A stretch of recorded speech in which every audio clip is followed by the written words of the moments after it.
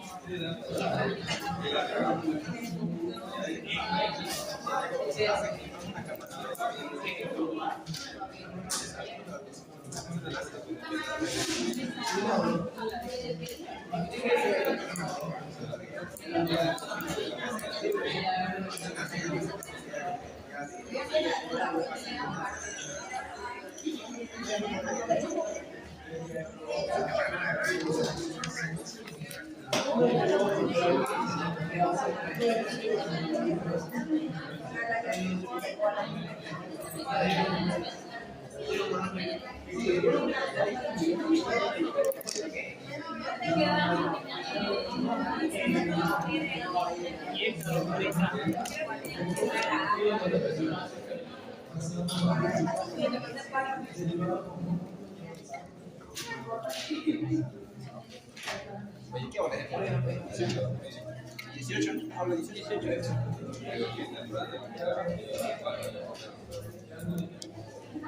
Y sí.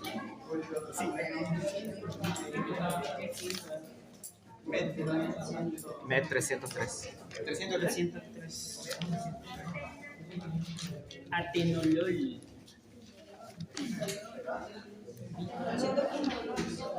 Sotalol, Nanolol, Carvedilol.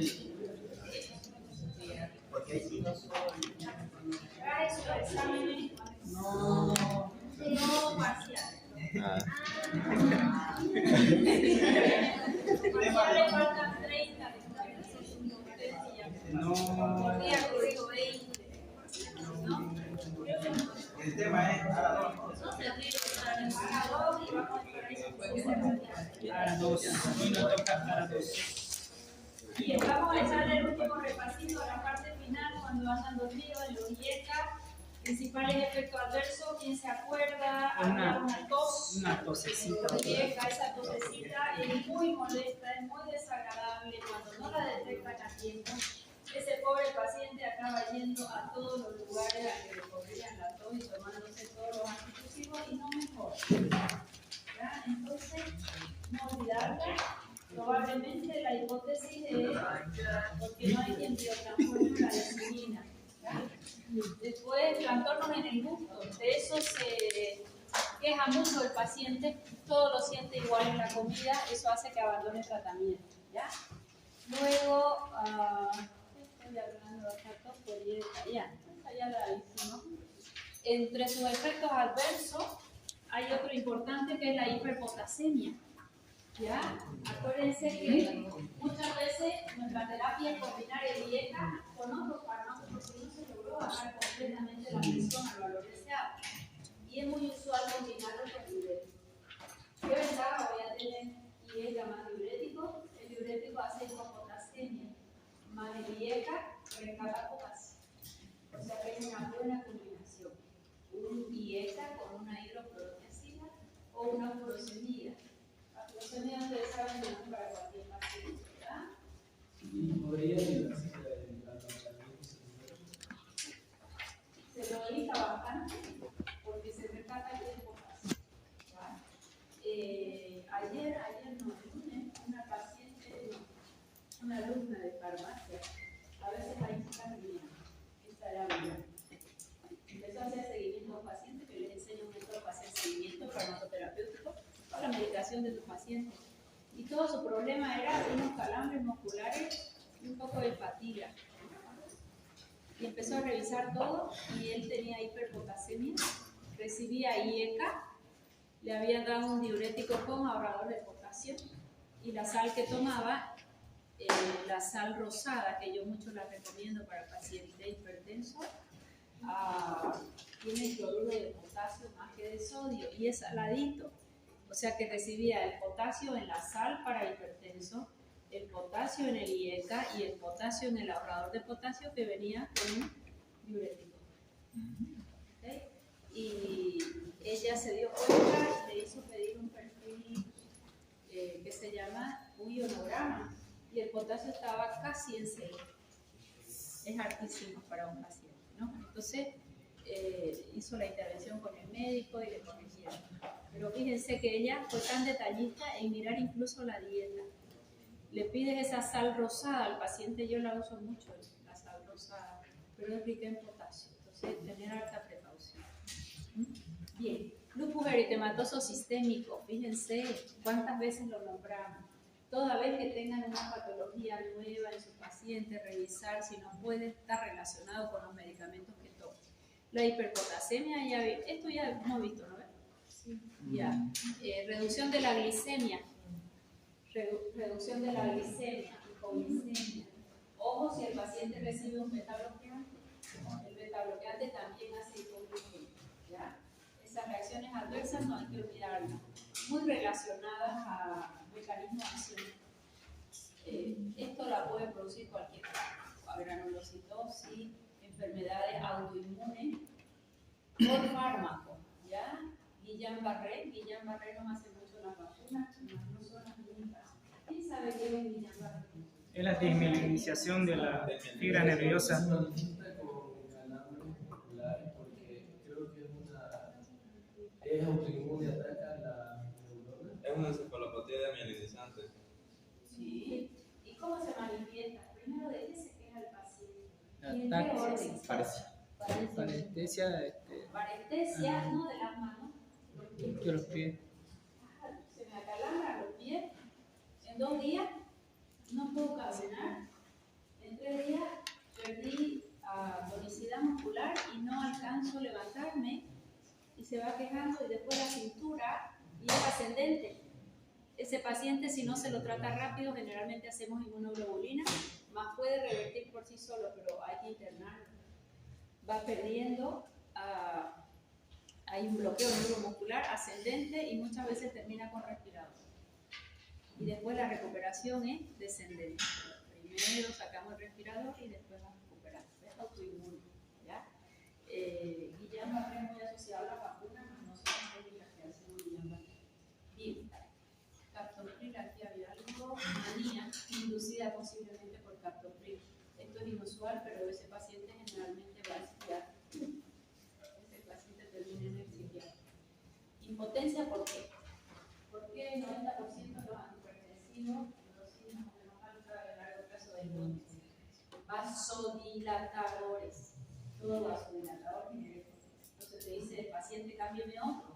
Beta bloqueante, vasodilatador, AGA2, vasodilatador, antagonista de calcio, vasodilatador, bloqueante alfa, vasodilatador, mucho, que puede ser uno de los más efectivos, agonistas alfa-2, vasodilatador. ¿Cuáles son los únicos no vasodilatadores? Eso es para un paciente joven. Más el diurético en el largo plazo es complicado también. Más, ¿qué efecto adverso tiene una hidroproteasida que le va a dar a un paciente joven?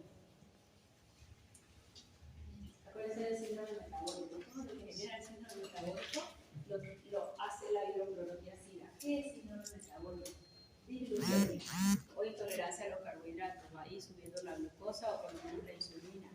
Aumenta el ácido úrico, aumenta el colesterol, aumenta el triglicéridos. Y si ese paciente es joven, es hipertenso, por esto, ¿por dónde debo empezar? ¿Se entendió? Porque yo voy a potenciar su hiperglicemia, voy a potenciar su colesterol, voy a aumentar, no potenciar. ¿Se entendió? Entonces fíjense que nada es tan perfecto. No es que elegir yo fármacos para un paciente solucione la vida. No. Siempre yo debo buscar cómo voy a corregir el problema de salud que él tiene. Si tiene sobrepeso, está hipertenso, no lo dejo sin medicación, lo tengo que medicar. Más yo tengo que ir haciéndole entender. Yo cuando les toco el tema a pacientes jóvenes, cuando tengo que empezar un antihipertensivo, se las hago muy claras. Mira, esto no te duele nada, nada te molesta, te sientes sano. Más yo voy a empezar un fármaco que sí lo vas a sentir que vas a disminuir tu potencia sexual. Y el problema es la erección. Entonces así lo obvio. Esto empezó porque tenemos sobrepeso. Si logramos ir bajando de peso, la presión va a bajarse y probablemente no lo precise. Con eso ya. Pero él tiene derecho a saberlo. Cuando el paciente va y le empiezan un antihipertensivo, un paciente debutante es al que recién le han diagnosticado la hipertensión, sale con su fármaco y punto. ¿Quién te explica algo? Y tiene derecho uno de paciente a saberlo. Y tienes derecho a saber que si bajas de peso tu presión baja. A veces vas al médico, coma mejor y haga algo de ejercicio, como mucho. Pero no te dicen el impacto de hacer eso, o el impacto del fármaco que estás empezando a usar. ¿Está clarísimo? Sí. Y es que en el embarazo contraindicadísimo. Ahí está mal. Disminuye el crecimiento intrauterino, la FDA, nada. Lo proscribe. ¿Qué le voy a dar a una mamá embarazada? Alfabetito. Alfabetito para el más antiguo. Beta-bloque. La beta-bloque puede ser, pero si yo soy la mamá, ¿qué voy a elegir? Siendo una mamá farmacóloga, voy a elegir un fármaco antiguo o uno más nuevo que promete no ser Antiguo. el antiguo. El fármaco antiguo es el más estudiado. A veces los fármacos se los utiliza y después de años recién se ven los efectos. O a veces el recién nacido es normal, aparentemente, pero le hacemos todos los estudios a un recién nacido para ver si es normal, ¿no? Capaz le falta un riñón, capaz tiene algún tema funcional que todavía no manifiesta. ¿Me dejo entender? O sea que si me dan a elegir el tema farmacológico, probablemente lo más antiguo es lo que más se conoce su perfil de seguridad. ¿Ya? ¿Qué es seguridad? Que no manifieste efectos adversos en ese paciente. Cuando un fármaco es inseguro, cuando manifiesta por lo menos un efecto adverso. ¿Ya? En su farmacocinética ya hemos visto esto, ¿ya no? ¿O no? Creo que no. Creo que no. Ya. En farmacocinética yo solo hago hincapié siempre en lo que sale un poquito de lo usual. ¿Qué es lo usual? Que yo tengo un fármaco por vía oral, que digamos lo biotransforme y el riñón lo elimina. Más acá, ¿qué diferencias hay?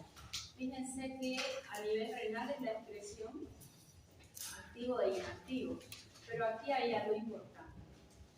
Benazaprilat y fosinaprilat, no sé pronunciar, en realidad es el fosinopril y el benzapril, que son metabolitos activos, son estos, secretan también por vía biliar. ¿Qué ventaja tendrían sobre el enalapril? ¿Cuándo lo usarían? Cuando hay mucha insuficiencia renal, para que el fármaco se lleve vía biliar. ¿Se entendió? Esa es la ventaja de estos nuevos.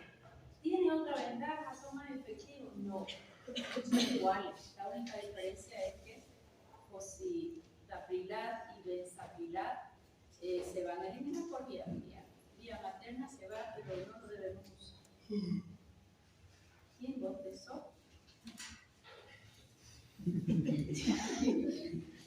Pero te la nación. ¿Ah? ¿Hambre? Sí.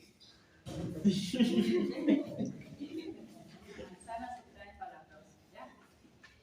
Fíjense, vida media, eso sí me interesa nada más.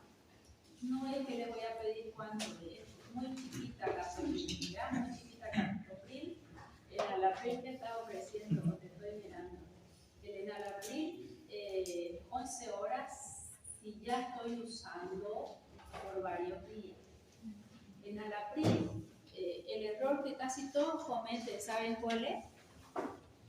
Le vamos a dar 5 miligramos cada 24 horas, 10 miligramos, 20. La dosis máxima son 40 miligramos por día.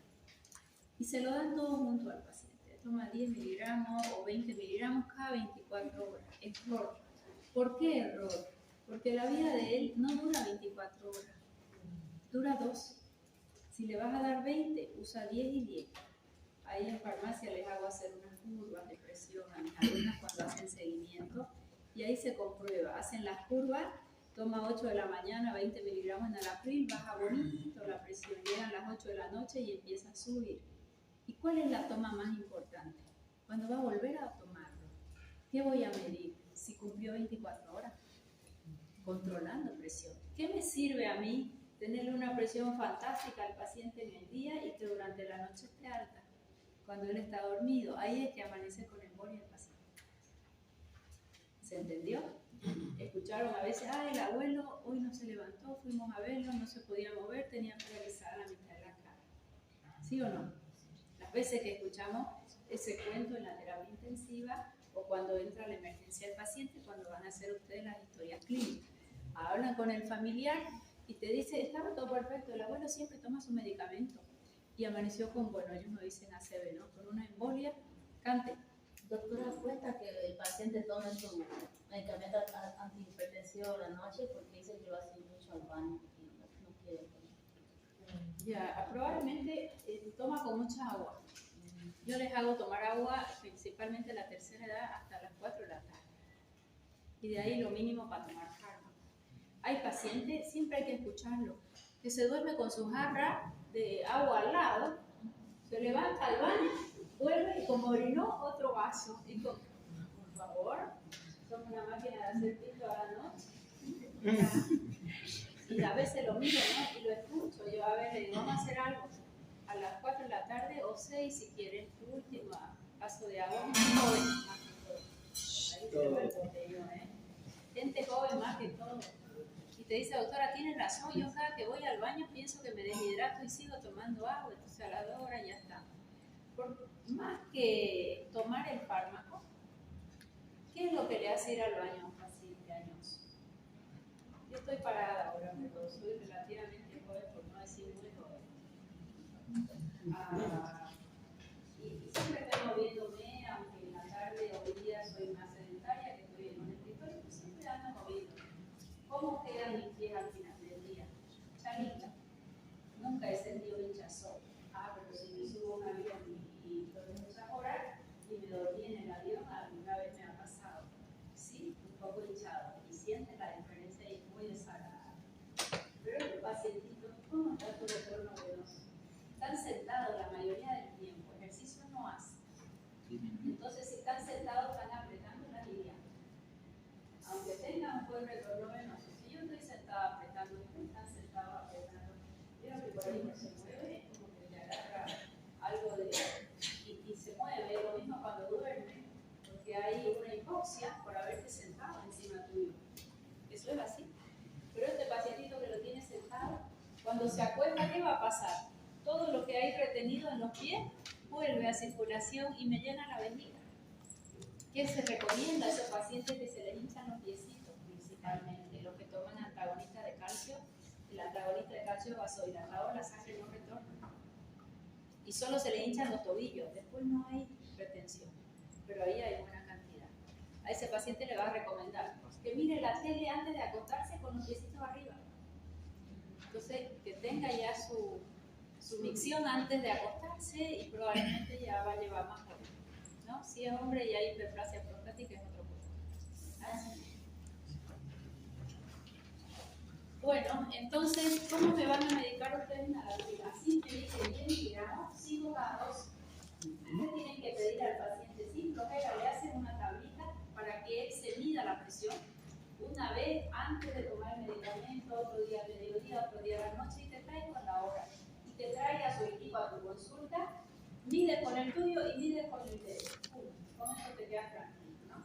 Cuando trabajamos en COVID online, algunos pacientes te llamaban, ay doctora, creo que me estoy muy bien porque están en 60, mi saturación y era hipertensión.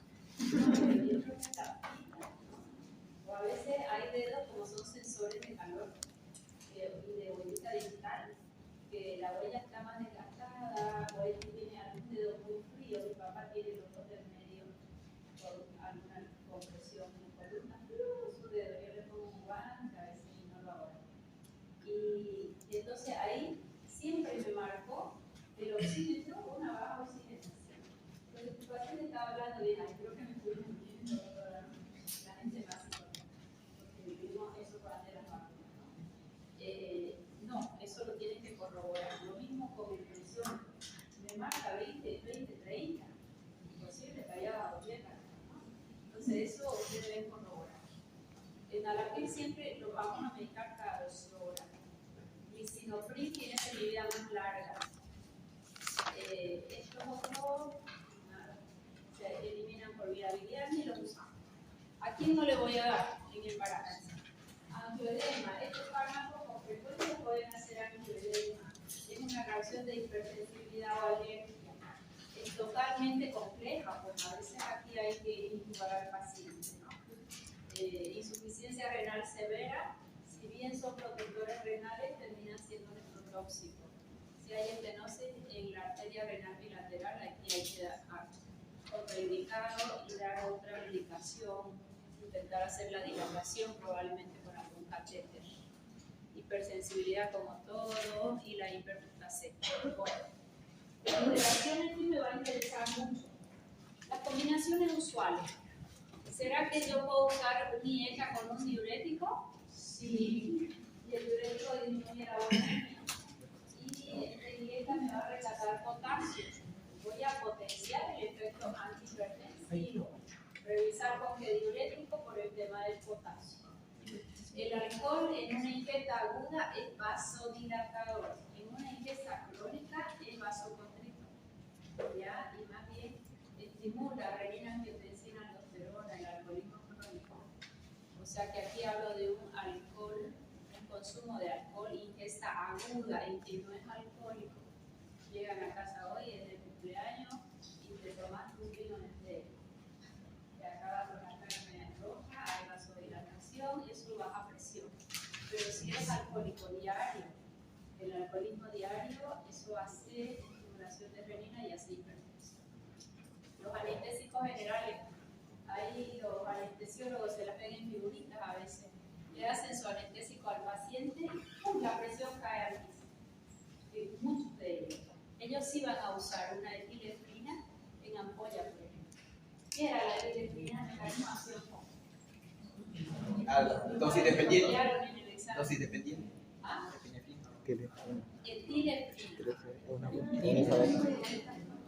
Epinefrina, ahorita al favor. Radiación sistémica. Al favor.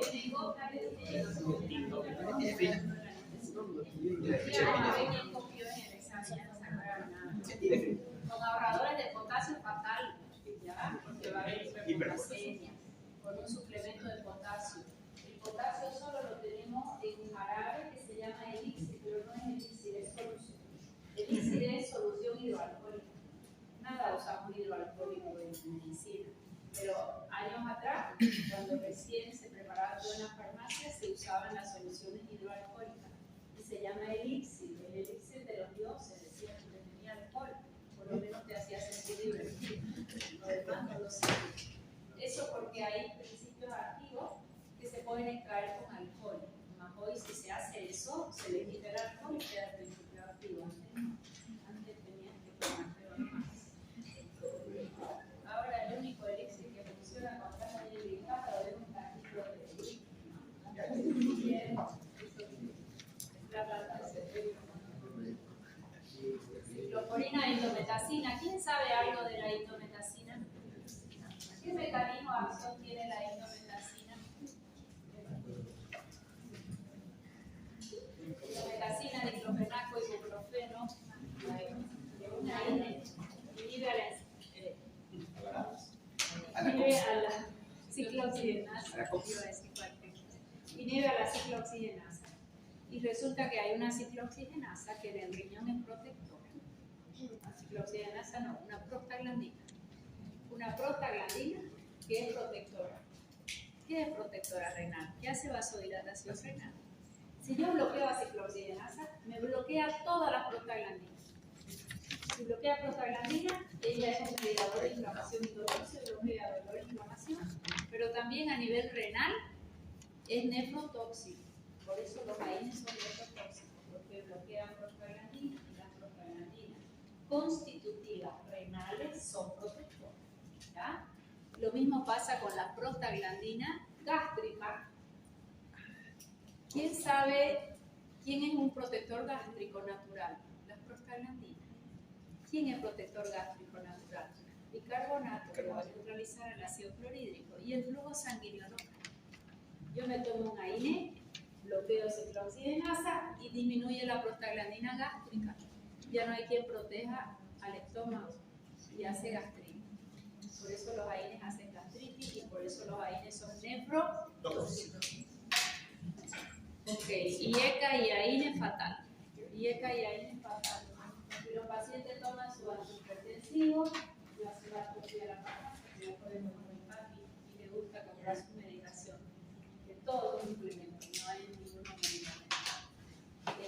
Todo lo que he decidido ser, ¿no? Entonces compra para 7 días nada más.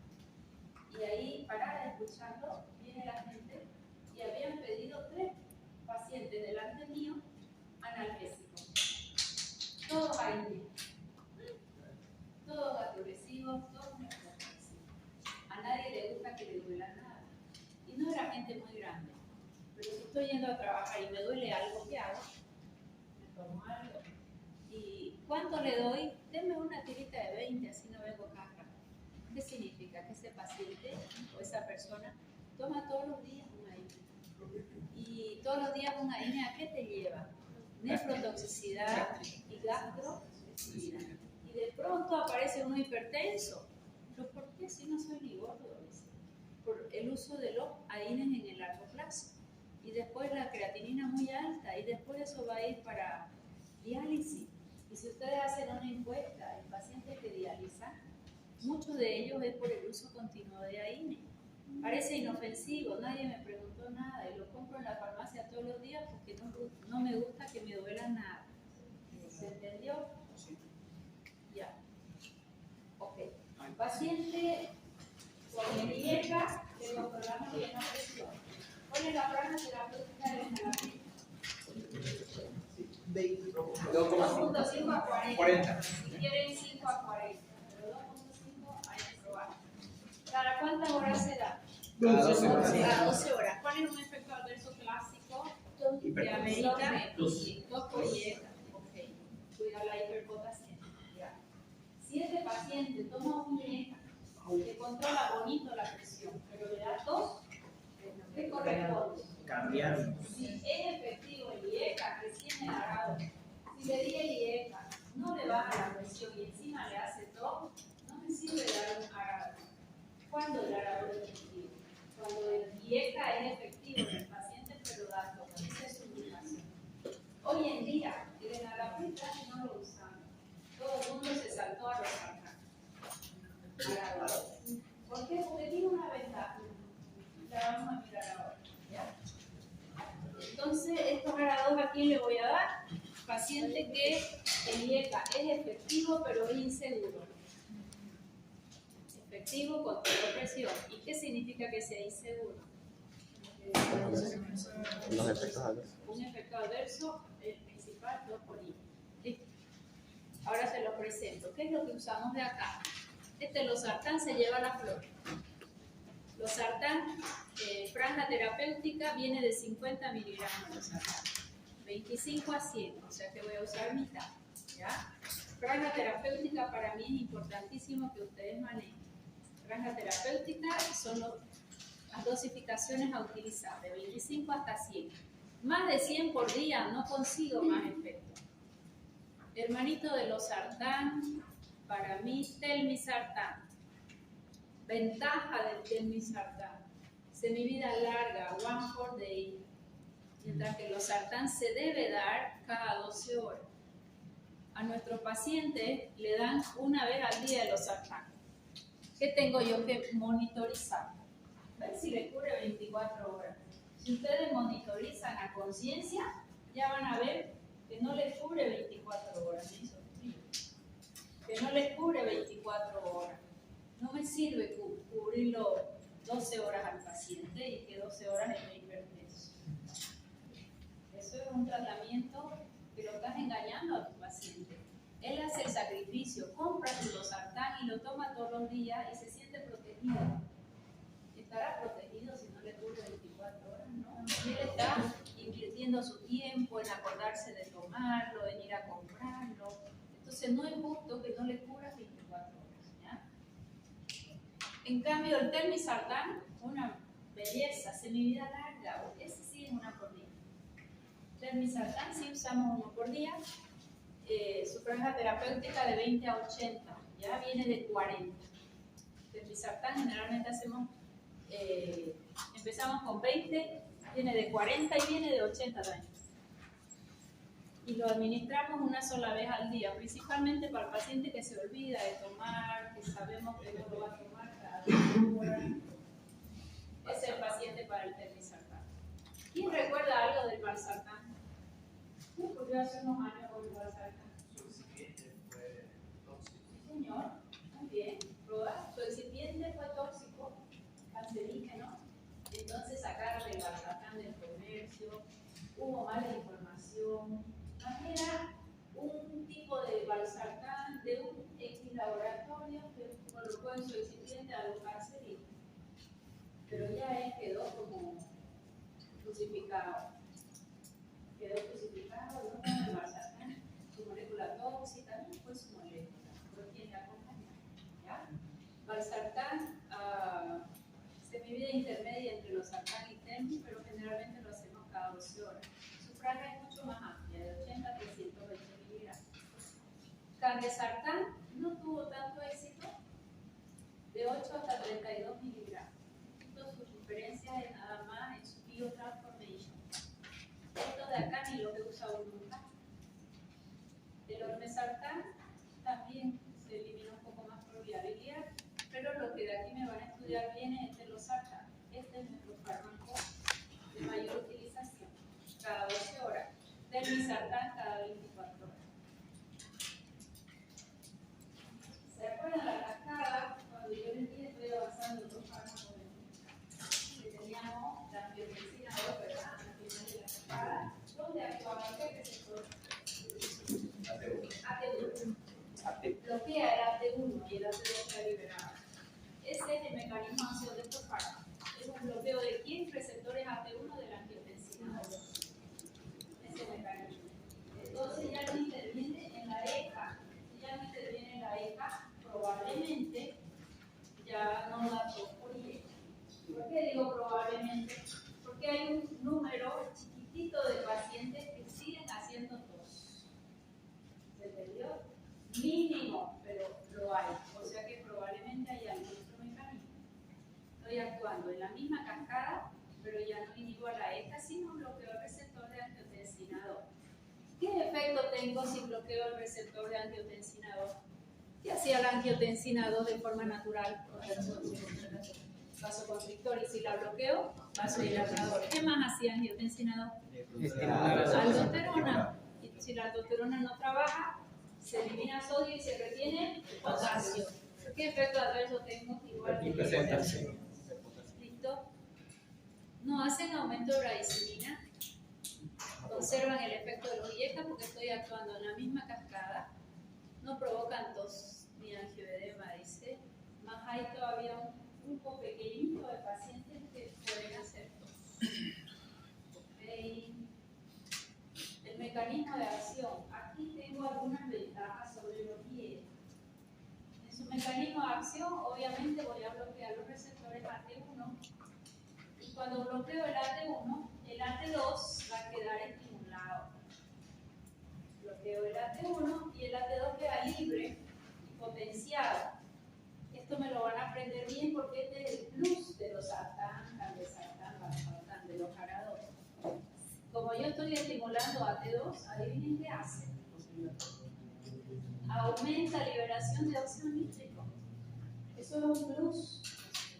¿Quién se acuerda qué aminoácidos le dábamos al paciente para mejorarle su óxido nítrico? Arginina, esa necesitaba un poquito de vitamina C y era de salida más corta y tenía que pasar a L-citrulina. Ya, esos son donadores fantásticos o generadores de óxido nítrico. ¿Ya? Imagínense este paciente hipertenso que le estás mejorando su calidad de vida, que ya come mejor, que hace ejercicio y le haces un suplemento con magnesio. ¿Qué va a hacer el magnesio? ¿Qué hace el calcio? ¿Y el magnesio? Ok, va a mejorar esa vasodilatación. No le puedo dar, en examen algunos me han puesto hipertensión del embarazo, magnesio y B6. son suplementos. Si está hipertensa la paciente, no es que se va a controlar perfectamente.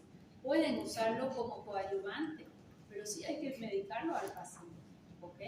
Que con el tiempo vaya mejorando la presión y le tengas que bajar el fármaco y dejarle su suplemento, me parece fantástico. Pero no es que solo con magnesio yo voy a tratar una hipertensión. ¿Está claro? Sí. Por favor, yo siempre les enseño cómo mejorar la calidad de vida del paciente, qué suplementos dar, pero no me va a suplir un medicamento. Todo lo que hice probablemente sí ya no necesite fármaco, pero será más adelante, no de inicio. ¿Ya? Imagínense a este paciente. Vamos a usar un IECA, un arador. Me está liberando óxido nítrico. El óxido nítrico, su gran problema es que es muy efímero y se oxida. Y puede hacer un radical libre incluso, peroxinítrico. ¿Qué hago yo para que no se oxide tan rápido? Un antioxidante. ¿Cuál es el antioxidante óptimo? Que llega, dona sus electrones y se marcha por la orina sin molestar a nadie. Vitamina C. Ácido ascórbico, gracias, vitamina C. Imagínense este paciente, le doy arador. Para mejorarle este óxido nítrico, le doy vitamina C. Le damos magnesio. El magnesio va a generar esa vasodilatación, va a coadyuvar. Y si encima le das vitamina B6 con el magnesio, ¿qué voy a lograr? ¿Qué hace la vitamina B6 en el cuerpo? Además de, tiene muchas reacciones, pero una de ellas es que estimula la formación de GABA. ¿Y qué es el GABA? El ácido gamma-butírico. Es el principal neurotransmisor inhibitorio. Y muchas de las hipertensiones están asociadas a estrés. Si vos le aumentas el GABA, probablemente la presión mejora. ¿Ok? O sea que hay un buen suplemento, en solo cápsula puedes hacérselo, pones unos 100 miligramos de vitamina C, unos 200 miligramos de magnesio, apartar todo el gluconato que sirve, y vitamina C 100 miligramos. A eso le acoplamos su mejor comida y un poco de ejercicio físico. ¿Se entendió? Con eso, ¿qué vas a lograr? Vas a potenciar el efecto del arado.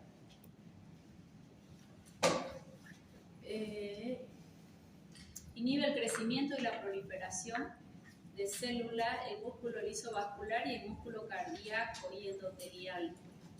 Este es un plus, ¿ya? Cuando decimos inhibe el crecimiento y la proliferación, es para evitar que haya a nivel, principalmente en células cardíacas, una hipertrofia. ¿Qué paciente hace agrandamiento del corazón e hipertrofia? Hipertenso. Es una insuficiencia cardíaca.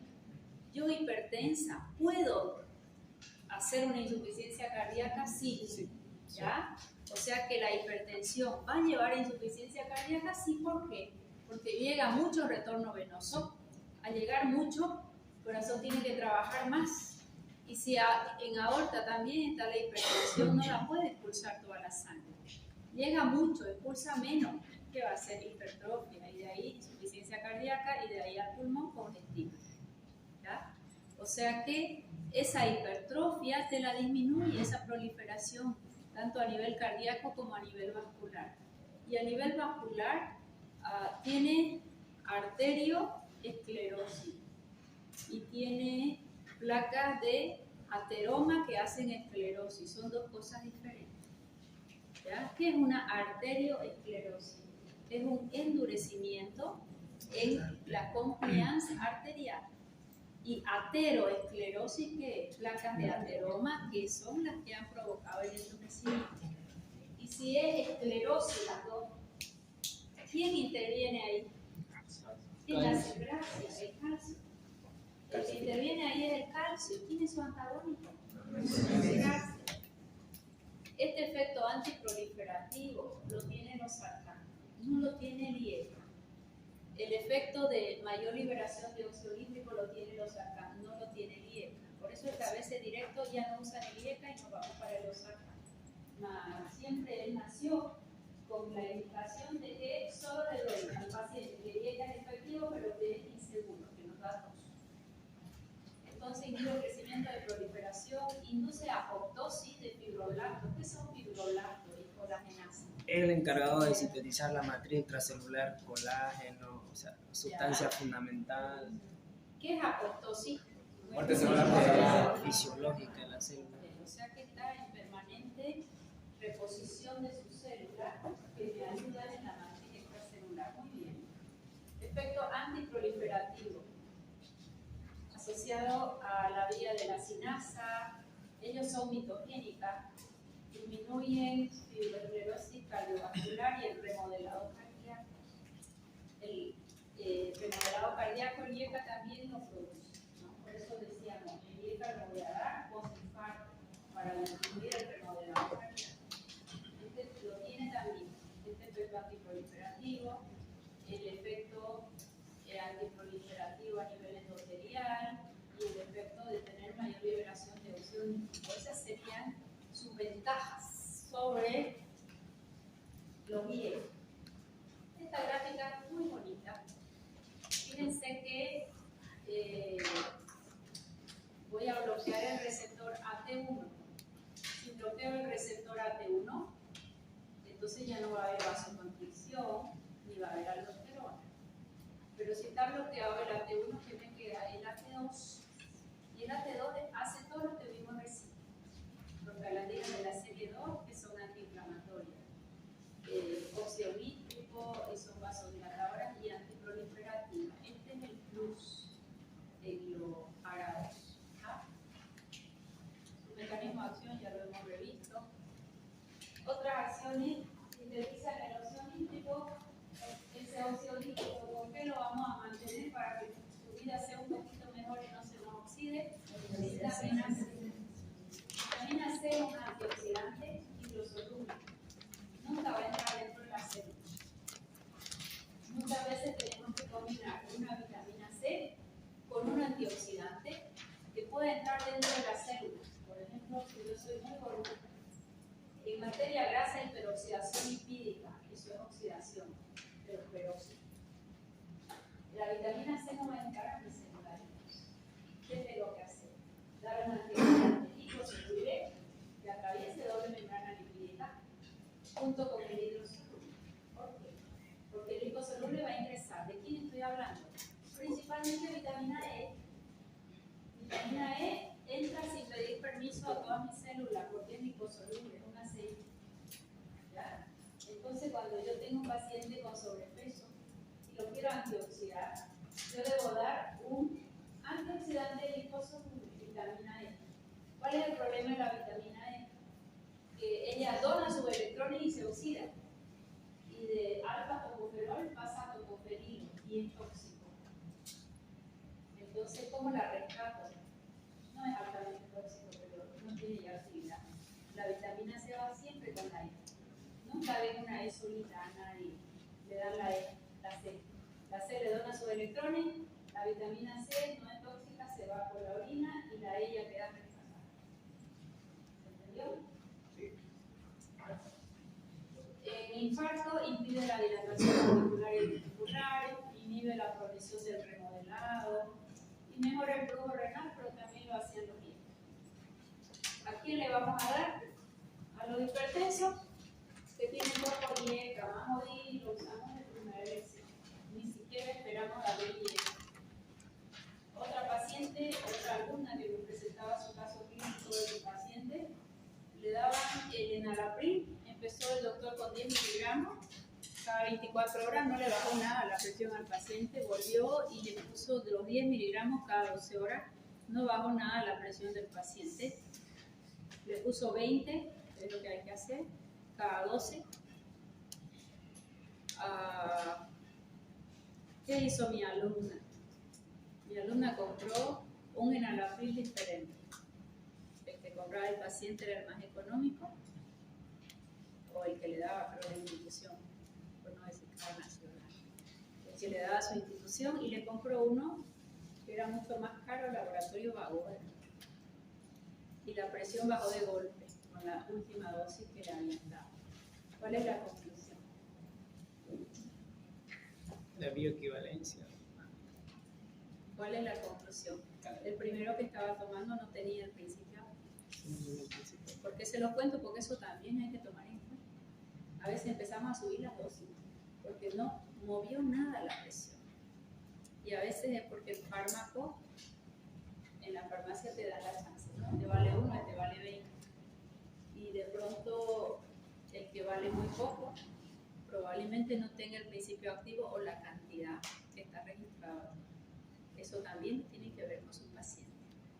O a veces el paciente hace alergia al medicamento y ya lo queda aquí alérgico a enalapril. Cambias de marca y lo tolera perfecto y no le hace alergia. ¿A qué era la alergia? Al recipiente, al conservante, al edulcorante, a lo que hayan usado que no sea el principio. ¿Ya? O sea, todo eso lo tienen que tener siempre presente. Primero, desconfíen de que no está teniendo la dosis precisa. Segundo, si hay hipersensibilidad a alergia, intentar con otro de otro laboratorio, porque a veces no es la alergia al principio activo, sino a quien le acompaña. ¿Por qué va a ser útil en insuficiencia cardíaca? Díganme todos los porqués. Va a disminuir la dilatación. No, disminuye, la dilatación ya está dilatada en la insuficiencia. Ese efecto es lentito y es al que todavía no tiene insuficiencia cardíaca, solo hipertenso. Pero este ya tiene insuficiencia cardíaca. Disminuye la poscarga. ¿Por qué? ¿Está bien tu respuesta? Porque disminuye la presión arterial. Porque es vasodilatador arterial, gracias. Y va a hacer menos fuerza para abrir las válvulas tricurpideas de la aorta. ¿Por qué más? Me ha dicho su compañera, disminuye poscarga, aprobado. ¿Qué más?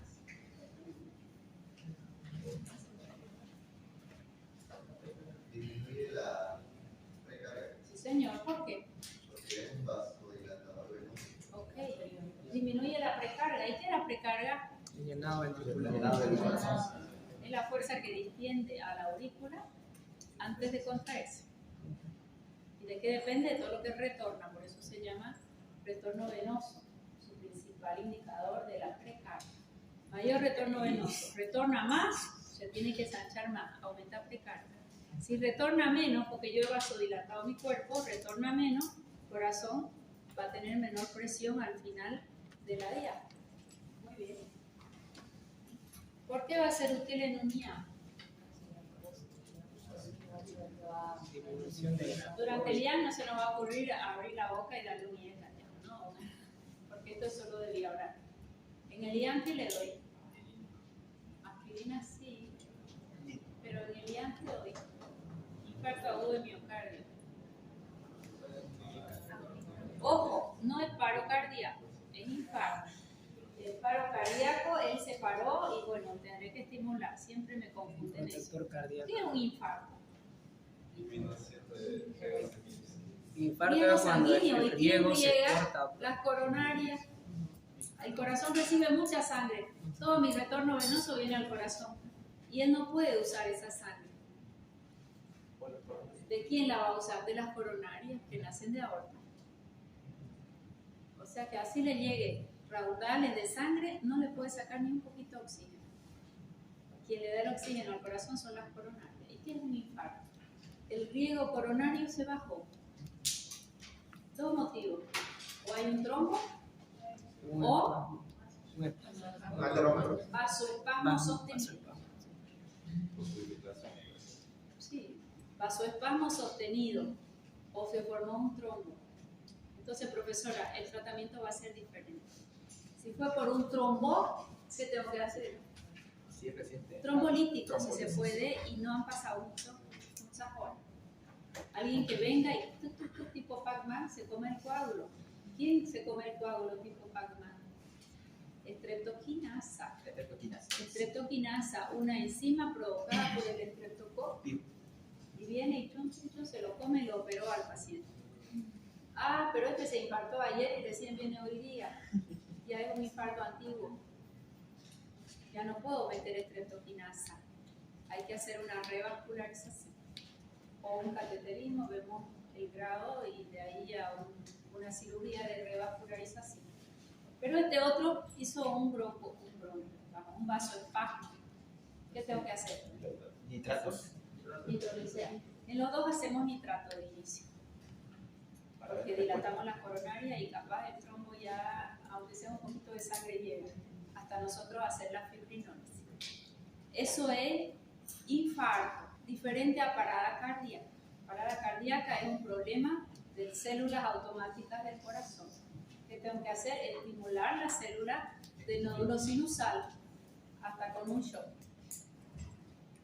Valeteamos el paciente. O, ¿qué fármacos conocí? Epinefrina.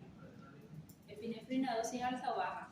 Dosis Baja. Baja, efecto beta. Pero antes que una epinefrina, dopamina. ¿Y antes que dopamina? Nora.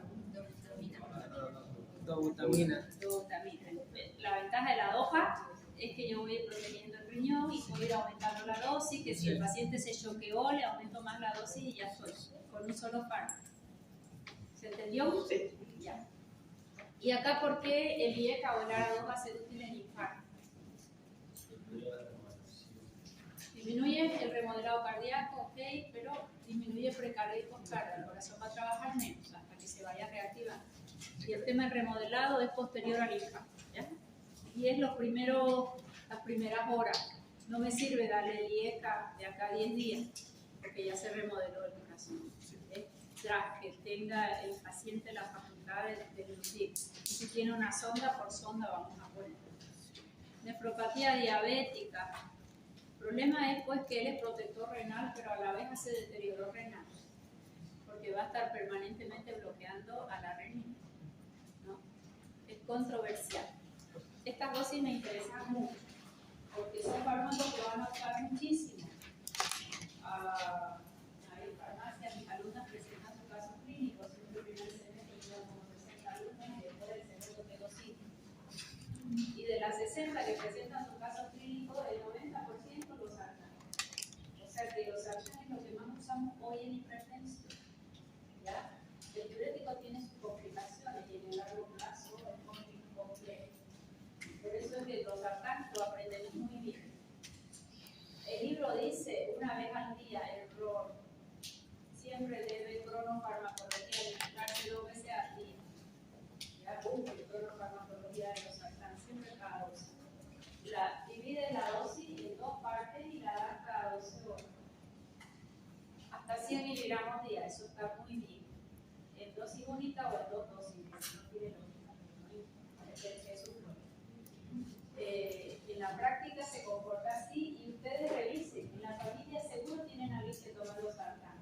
Si son estudiantes de medicina y quieren mucho a la familia, empiecen a hacer sus mediciones, no abran mucho la boca. La boca se abre cuando tiene certeza absoluta, pero la boca no se abre cuando a ti te parece algo y el médico hizo otra cosa, que voy a generar desconfianza en el paciente. Nunca genere desconfianza en el paciente. Te quedas callado, vas mirando, puedes conversar con el médico, porque alguna razón habrá, pero no hagan que desconfíen de que están bien. ¿Okay? Si ven que es una iatrogenia, vamos a hacer algo, vamos a empezar solo con este fármaco, vamos a ir mirando y después vemos si lo colocamos. Que te den muy bien con una barra de potasio. Ahí tienen el derecho de decir que esperemos con este y vamos chequeando de la presión con el biótico. ¿Sí? Si compromete la vida del paciente y están seguros, sí. Pero nunca le hagan dudar al paciente. Y tampoco ponen en tela de juicio a su colega. A veces reciben el paciente, viene ya de otro médico. No, ¿cómo le va a dar esto? ¿Cómo se le ocurre? Ahí vamos a hacer otra estrategia. No tienen por qué hacer un juicio, porque habrá habido alguna razón para administrar el de otro fármaco, ¿no? Y siempre ser cauto.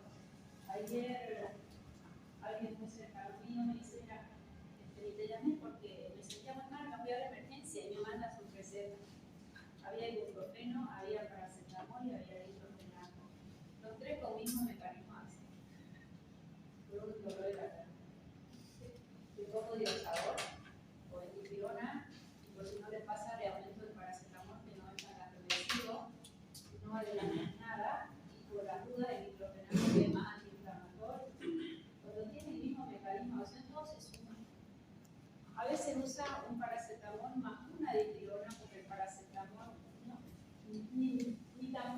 usas uno o usas el otro. Uno es más gastroesivo, el otro es más hepatotóxico. Tendrías que usar los dos a mitad de dos, pero no es lo que complica la paciente. O lo que yo hago es hacerlo alterno. Hay fiebre, usamos una dipirona. A las 8 horas en lugar de dipirona un paracetamol que es hepatotóxico. A las 8 horas otra vez dipirona que es nefrotóxico. Y le dan un respiro al cuerpo para que elimine el fármaco. Pero darlo juntos no tiene sentido alguno. Le digo, mira, quedémonos con uno solo de momento. Ya si la fiebre no baja ahora, me avisa. ¿Qué le vas a decir?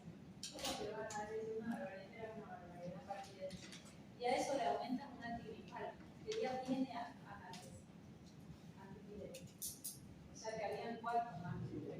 Uno de ellos estaba repetido. Entonces, esa cautela para tratar a tu paciente es importante. Porque como paciente, hasta vas a poner yo en tela de juicio hasta tu propio trabajo. Y no corresponde, porque en la medida que el paciente pierde confianza, caemos todos los médicos, ¿no? O hacer antisartán profármaco. ¿Qué es profármaco? Inactivo. Para ser activo, ok. O sea que este jamás lo vamos a colocar un sublingual. Empezamos con 4 y se puede dar hasta 16. Semivida larga, esa ventaja tiene, pero el candesartán de pronto no fue una gran alternativa para nosotros porque el telmisartán cubre muy bien 24 horas y es fármaco activo. Si tengo insuficiencia hepática, ¿doy fármaco o profármaco? Fármaco. Prohibido el profármaco, no se va a activar. No se va a activar.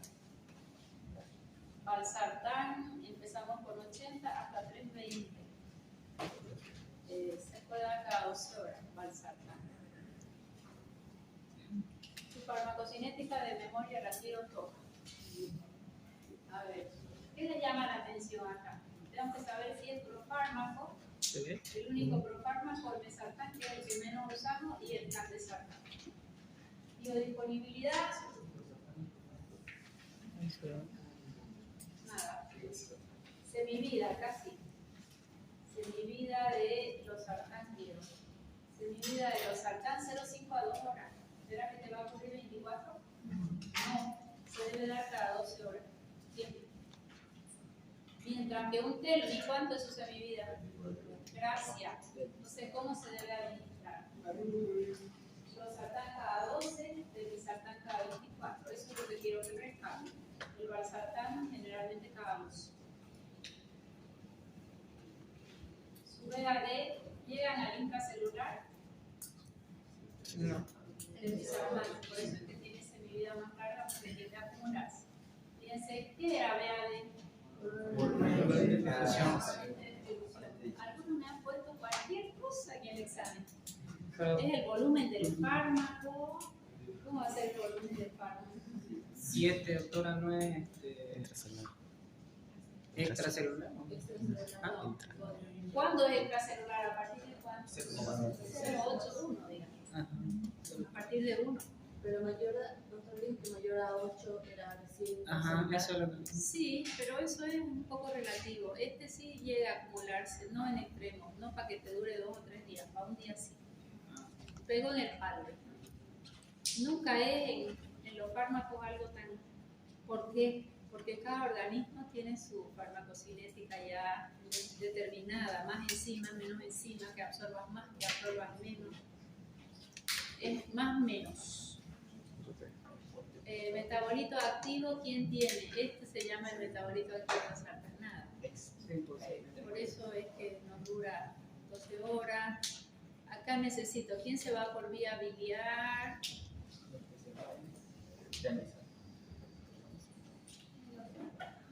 Mayoría. Y las dosis, eso sí me interesa. De 4 a 32 ya lo vimos, los sartán hasta 100. Hasta 100. Hay libros que te dicen de 25 a 100, la mitad de 25, 12.5 como franja terapéutica, valsartán hasta 160, incluso hasta 320. Hasta 320. Bueno, vamos a recargar lo más usado. A este me lo aprenden espectacularmente bien. Vienen con sufre un metabolismo en primer paso hepático y este es un metabolismo con acción farmacológica, los demás inactivos. Semivida hace que lo administre cada 12 horas. No es de semivida larga, por favor, lo meten en su cerebro, ya lo van a ver. Todo el mundo empieza con los sartán, 10 miligramos, o como es 25 miligramos o 50 cada 24 horas, fatal. Reacciones adversas. ¿Por qué hay hipotensión ortostática? ¿Qué es hipotensión ortostática? ¿O quién la va a tener? Es disminución de la presión hasta en pie. La hipotensión ortostática es cuando de pronto la presión se baja mucho, capaz estoy con mucha dosis. Ahí en mis alumnas me presenta su pacientito, me hace la prueba de presión y esta paciente añosa, 80 años tenía 8,6 la presión, 8,6, 8,6, 8,6. ¿Es efectivo el fármaco? Sí, doctor. Es efectivo, pero es inseguro porque está hipotensa.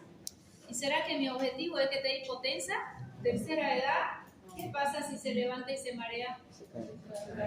Fractura. Esta semana 3 pacientes que van conmigo han hecho fractura de cadera. Una por corretear aliento, la otra porque se levantó, que siempre le digo yo, deje una lucecita en el baño prendida porque no miró y se tropezó. Y la otra de viaje. ¿Ya? Es muy usual. ¿Será que mi objetivo es que esté hipotensa? No. El objetivo es que esté normotensa. O sea que yo tengo que regular la dosis. Ah, está bien, 9,6, no está bien. Peor para la tercera edad.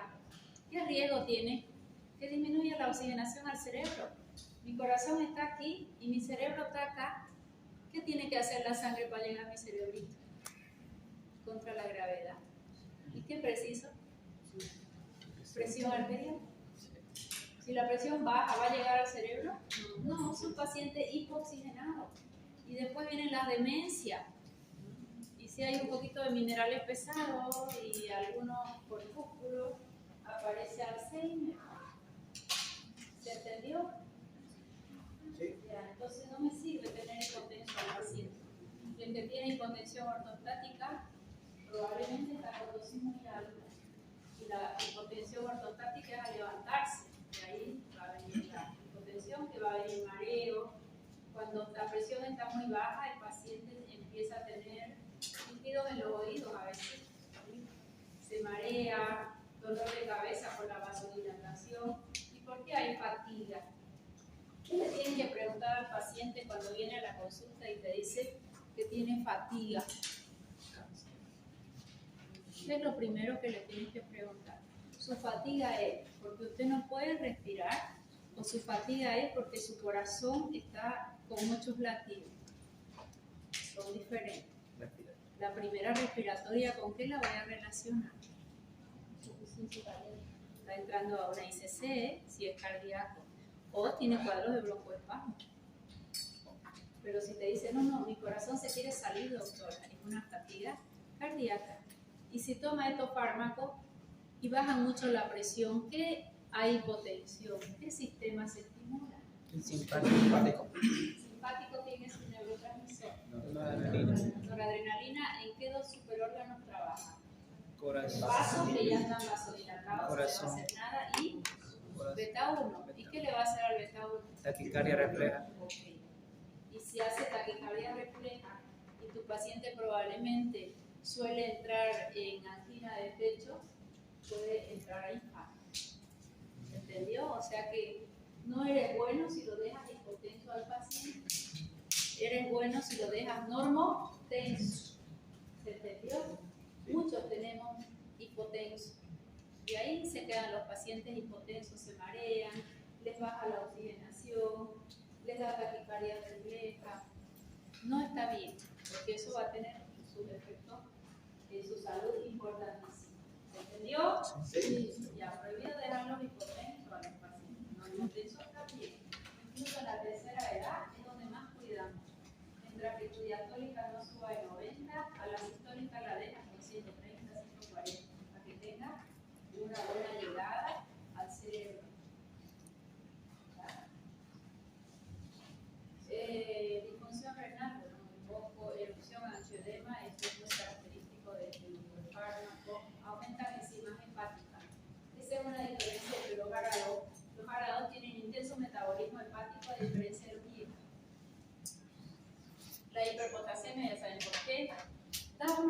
familia y no se sabe por qué. Probablemente esté relacionado con la hiperpotasemia. Pero el paciente se queja de dolor muscular desde que toma el fármaco. ¿Cómo puede saber si el efecto que presenta el paciente ahora es por el fármaco? Por ello no habrá. Se llama relación de causalidad, causa-efecto. ¿Desde cuándo le duelen los músculos, la espalda? A veces se queja de dolor de espalda el paciente. No, mi dolor de espalda autora es de COVID. Pero casualmente cuando le dio COVID, le diagnosticaron hipertensión y le dieron el arado. Ahí pudiera estar relacionado. El otro te dice, no, desde que era joven siempre es mi piojo, mi dolor de espalda. ¿Cuándo toma los Sartán? Desde hace 3 meses. ¿Se lo puedo achacar? No. Eso se llama relación de causalidad, causa-efecto. Eso lo vamos a ver en farmacovigilancia alguna vez. Trastornos gastrointestinales, trastornos del gusto, a veces diarrea, a veces estreñimiento. Parece ser que dan menos tos que los IECA. ¿Qué significa el parece ser? No es cierto. Mira, hay pacientes que todavía hacen la tos por el IECA. ¿A quién no le damos? Lo mismo que el IECA. Embarazo, lactancia, insuficiencia hepática, porque esto, a diferencia de los IECA, todo se biotransforman en el hígado. Insuficiencia cardíaca con bajo gasto cardíaco, porque se va a entrar rápidamente a bajo débil.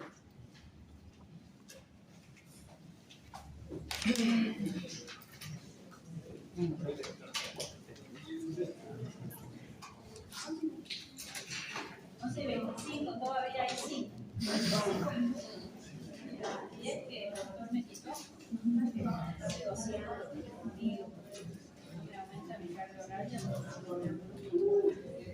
Un cupo, doctora. Porque en el hotel no hay cupo. No te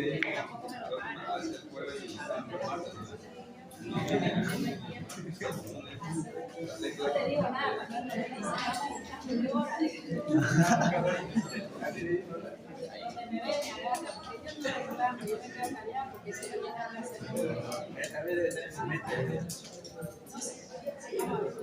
silencio. Voy a dar la introducción de insuficiencia cardíaca para ver quién se atreve a dar la clase siguiente. ¿Okay? Todo vale punto.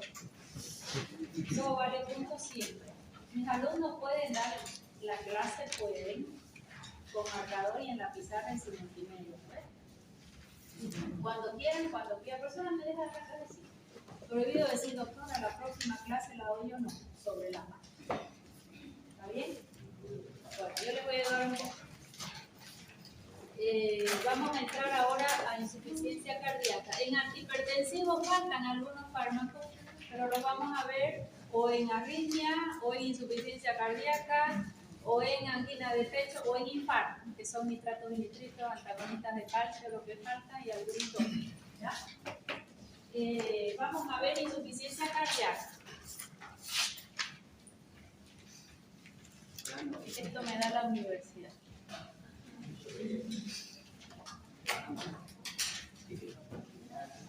Parece que no sirve.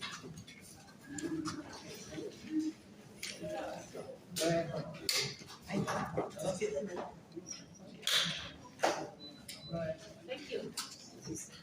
Pruebe este, ya escuché la respuesta. Insuficiencia cardíaca. Primero tengo que saber qué es. De pronto la insuficiencia lo vamos a notar un poquito. Incapacidad del corazón de mantener un gasto cardíaco o volumen minuto cardíaco adecuado a las demandas. A ver, pensemos, incapacidad del corazón. No puede largarme en cada sístole la cantidad que necesita mi cuerpo. ¿Dónde pudiera estar el problema?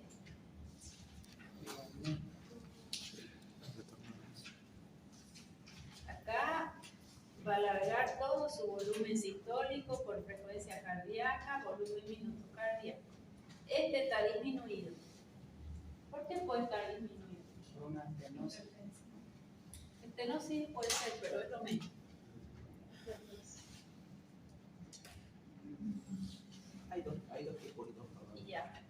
tenemos la derecha y tenemos la izquierda. Vamos a hablar de la insuficiencia cardíaca izquierda. Aquí se concentra. ¿Por qué él está alargando poco? No se está produciendo la contracción. Ya tiene disminuida su contractilidad. Se contrae menos. Puede ser que se haya infartado, puede ser muchas cosas. Si él tiene disminuida su contractilidad, ¿quién tendría que ser un objetivo para mí? Aumentar la contractilidad. Ok. Si él está expulsando menos, el BMC baja, ¿cómo estará la oxigenación, Nicolás? Disminuye la oxigenación. Si disminuye la oxigenación, ¿quién es el primero que pega el grito al cielo? El riñón. Hipoperfusión renal. ¿Y el riñón qué hace para...? Se activa. Renina. Toda la cascada, ¿en qué termina? Angiotensina 2. ¿Y ella qué hace? Si hace vasoconstricción, ¿quién aumenta? ¿Quién aumenta? Ok. ¿Y libera? ¿En qué termina toda la historia de la aldosterona? Aumenta bulimia, aumenta presión arterial. O sea que si yo les preguntara, ¿qué consecuencias tengo cuando hay insuficiencia cardíaca? Aumenta presión arterial. A esto se llama mecanismo compensatorio de mediano plazo. Si mi corazón ahorita está alargando poquita sangre, ¿cuál es un mecanismo compensatorio rápido? La hipertrofia lenta. Uno más rápido. Sí, señor, simpático. ¿Y el simpático quién es su neurotransmisor? ¿Y la noradrenalina actúa en qué órgano? Corazón beta 1. ¿Qué le hace a mi beta 1? Taquicardia. ¿Y a los vasos? La vasoconstricción eleva presión arterial. O sea que si yo les preguntara cuáles son las consecuencias de una insuficiencia cardíaca, a un mecanismo compensatorio, taquicardia, hipertensión por varios mecanismos. Estos mecanismos compensatorios terminan agravando más al paciente, porque si la presión sube, el retorno venoso es mayor, ¿verdad? Y si el retorno venoso es mayor y él no puede ni contraerse, viene la hipertrofia. Y si eso no logra expulsar toda la sangre que le llega, el paciente entra en ICC. Eso que lo entiendan es lo más importante. Vamos de vuelta. Defíname insuficiencia cardíaca. Capacidad del corazón de mantener un movimiento cardíaco adecuado. Ok, acorde a las demandas. ¿Cuál sería la causa de inicio de una insuficiencia izquierda? Baja la contractilidad. Si es baja la contractilidad, ¿cuál será mi primer objetivo terapéutico? ¿Quién sabe un fármaco que aumente contractilidad de los ya estudiados hasta aquí? ¿Han dado examen? Fuerte. Dobutamina endovenoso. Pero si aumenta la contractilidad, me aumenta las otras tres propiedades y va a aumentar la taquicardia. Ya. Otro. ¿Qué hemos estudiado hasta aquí? A ver, solo tienen que pensar receptores beta 1. ¿Quién actúa en beta 1? Fuerte. Agonista adrenérgico beta 2 mayor a beta 1. ¿Quién es mi droga tipo? Salbutamol me puede mejorar, claro, aumenta la contractilidad, pero me aumenta los otros tres. Y ya está taquicardia. Otro. Atropina. Atropina me va a aumentar la contractilidad y también los otros tres. Otro. Adrenalina, dobutamina o no. Sí. Entonces baja. Claro. Pero me va a aumentar, suben o bajan todas las propiedades. Más aquí hay uno mágico. Lo que antes contraindicado, no se te ocurra. No se te ocurra, cansadas y media. Hay un fármaco que aumenta contractilidad y disminuye las otras tres propiedades: automatismo, conductividad y excitabilidad. Fármaco de oro. Digoxina. Digoxina la vamos a buscar, qué mecanismo, franja terapéutica, su farmacocinética acá es importante. Ese es el fármaco de oro. Con ese yo voy a mejorar la contractilidad y voy a bajar las otras propiedades, la taquicardia, la excitabilidad y la conductividad. Pero ¿quién más agravó aquí el problema? Hipertensión.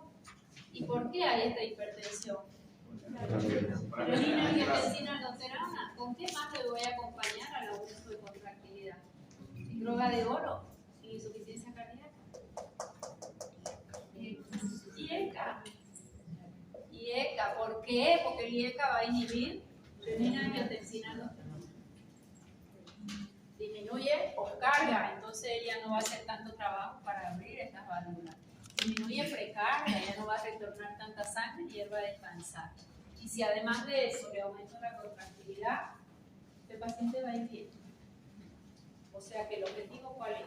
Aumentar la contractilidad sin aumentar las otras propiedades y bloquear los mecanismos compensatorios, que son los que agravan el paciente. ¿Se entendió? Ya. Entendiendo eso, necesito que se choquen con su libro de flores. Domingo a la tarde, relajados, lindos, tranquilos, leyendo, disfrutando. Un libro de flores te habla al inicio de volumen minuto cardíaco, quién contribuye al volumen sistólico, quién determina frecuencia cardíaca, qué precarga, qué poscarga. Necesito que lo lean para que yo lo avance más rápido. Si yo lo entiendo eso y lo estudio razonando, me sirve para toda la vida. ¿Se entendió? No me lo puedo aprender esto de memoria, tengo que razonar. Con esta explicacióncita ya tenemos el libro entendido. Ahí ya faltaría estudiar un poquito de digoxina, cardiotónico. ¿Ya? Cardiotónico, lo más importante, su mecanismo, su franja terapéutica.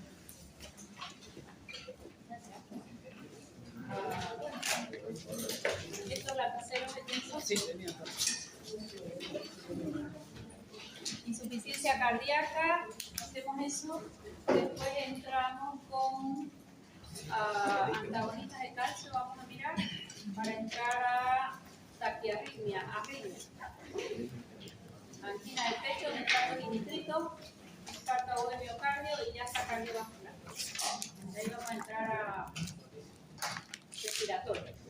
Broncodilatadores, que son faltados.